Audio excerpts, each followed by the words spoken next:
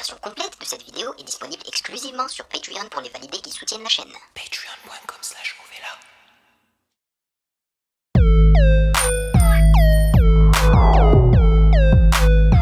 Salut les validés, on dit quoi? Bienvenue sur Ovela, c'est comment? J'espère que vous allez bien. Alors, êtes-vous prêts pour la réaction du jeudi? Moi, oui. En plus, c'est la vidéo de Seb, les Ghostwriters et Ghost Producers. J'avais vraiment hâte de la regarder. Ce fut difficile de ne pas la regarder off caméra, en vrai. Les deux autres propositions du dernier sondage n'ont vraiment pas reçu une tonne de votes, donc je sais pas si je vais y réagir. Si vous voulez vraiment que j'y réagisse, n'hésitez pas à me le dire dans les commentaires. Et donc je parle des vidéos Comment Nekfeu a-t-il percé et Chili Gonzalez Grant numéro 63. Je veux dire, même si je n'y réagis pas, ça ne veut pas dire que moi je vais pas les regarder. Yes, j'ai toute une liste de vidéos à regarder off caméra, ok? Donc si ça ne vous intéresse pas, moi je vais les regarder tout seul. Comme d'habitude, je vais lire les commentaires que vous avez laissés sous la réaction de la semaine passée, du jeudi de la semaine passée. Et bien sûr, sachez que vous pouvez me follow sur Instagram @musicgamenews car c'est là-bas que vous devriez me donner vos suggestions avec les liens. Et comme d'habitude, j'aimerais vous remercier pour votre soutien. Merci de rémunérer mon temps et mon travail. Merci pour ce café mensuel. Et sans plus perdre de temps, allons-y.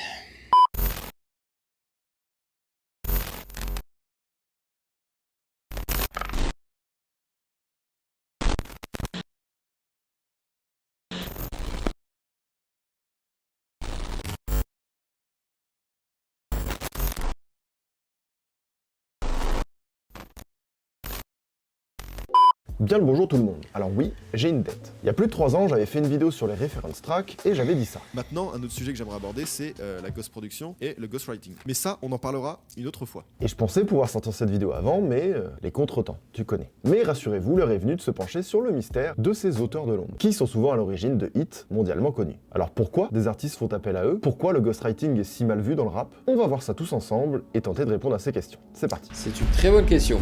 Yes, s'il a la réponse, je suis curieux de la connaître.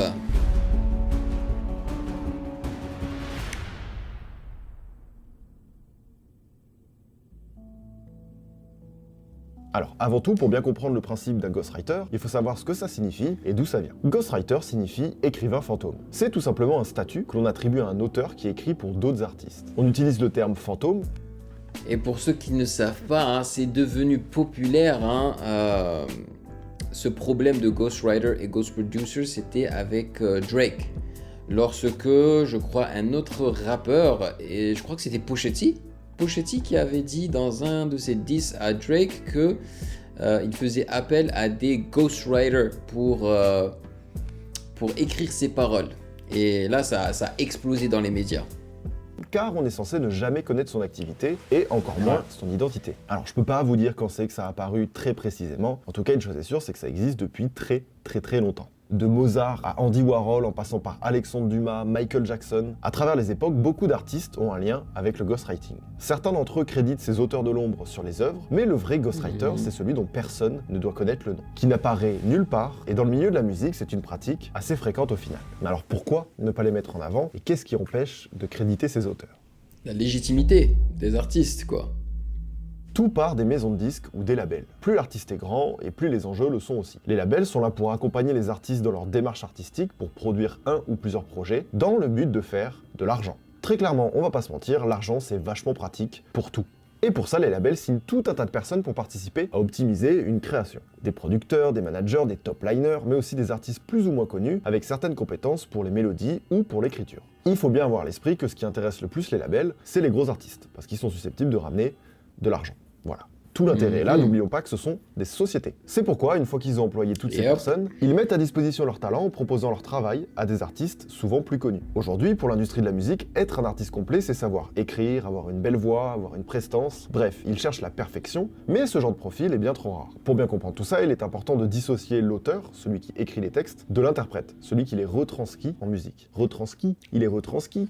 J'ai pu parler, moi. Retranscrit Et oui, avec désolé sa de vous voix. l'apprendre, mais tout le monde ne peut pas Les être un interprètes, bon c'est les interprète chanteurs, et un bon les auteur. rappeurs. Ça, les majors l'ont bien compris. C'est pourquoi ils vont acheter les droits d'auteur aux artistes qui ont ce talent pour l'écriture, dans le but de les proposer aux interprètes. Et une fois que ces droits ont été achetés, l'auteur initial du texte n'est plus le propriétaire de son œuvre. Et c'est là Par exemple, je crois que c'est Céline Dion, hein, qui est l'une des chanteuses les plus connues au monde. C'est une interprète, tu vois. Elle n'écrit pas sa musique, quoi. Ou peut-être qu'elle en écrit quelques-unes, mais ses chansons les plus populaires, c'est pas elle qui les a écrites, quoi.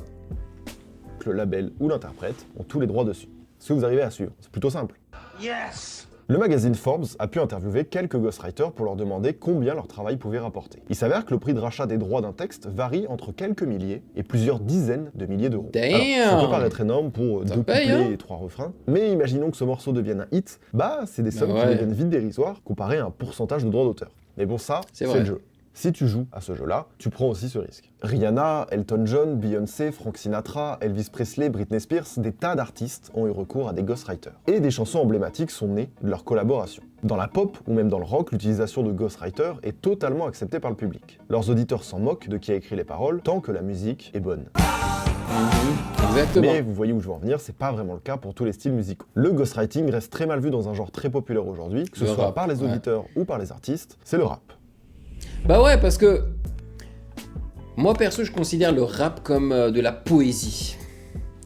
Et en plus, dans le rap, tu racontes réellement ta vie, tu vois, ce que tu as vécu, tes expériences et tout. Donc si tu es en train de rapper des trucs que c'est pas toi qui as vécu, c'est trop bizarre. C'est trop bizarre, je trouve ça malaisant, mais je sais pas. Revenons à la base. À l'époque où ça toastait fort dans les rues de New York, qu'est-ce qui a différencié le rap des autres genres musicaux dans les années 80? Les prods? Pas vraiment. Quand on voit que les premiers succès de rap reprennent des prods de funk ou de disco, Ouais. ce qui caractérise le Les rap, loops c'est la de façon funk dont et de les disco. MCs posent leurs textes. Même si au début les textes n'étaient pas très recherchés et qu'on tournait en rond sur les sujets, c'est bien la qualité de l'écriture qui va permettre au rap de se développer dans les années 90. Et c'est ça qui va être appelé l'âge d'or du rap. L'écriture devient donc essentielle et fait la signature de ce genre. Les textes deviennent engagés, bourrés de revendications ou de remises en question sur la société. De nombreux artistes vont se démarquer par la qualité de leurs textes. Public Enemy, Mobb Deep, KRS-One, impossible de citer tout le monde. En France, on a le droit à la même chose avec IAM, NTM, Ministère Amer, Assassin, MC Solar, bref, pareil, il y en a vraiment beaucoup. Tous ces lyricistes ont ancré la valeur du texte dans le rap et inconsciemment l'ont retransmis à toutes les générations d'après. Imaginez maintenant que ces rappeurs connus pour la qualité de leurs textes aient eu recours à des ghostwriters. Voilà, ça fait chier parce que t'as l'impression que presque on t'a menti. Et le rap a bien grandi depuis et est devenu de plus en plus populaire. En 2015, Meek Mill et Drake ont collaboré ensemble sur Rico.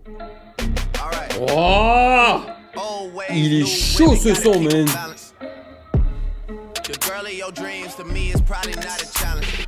Et suite à des tensions entre les deux artistes, Meek Mill a balancé que Drake a eu recours à un ghostwriter du nom de C'est Quentin Meek Miller. Mill. Voilà, c'était Meek Mill et non pas Pusha T. Pusha T, lui, je crois qu'il a balancé le fait que Drake avait une baby mama. Voilà, et un enfant. C'est ça, c'était Meek Mill qui avait dit que... ok. Lors de leur collaboration.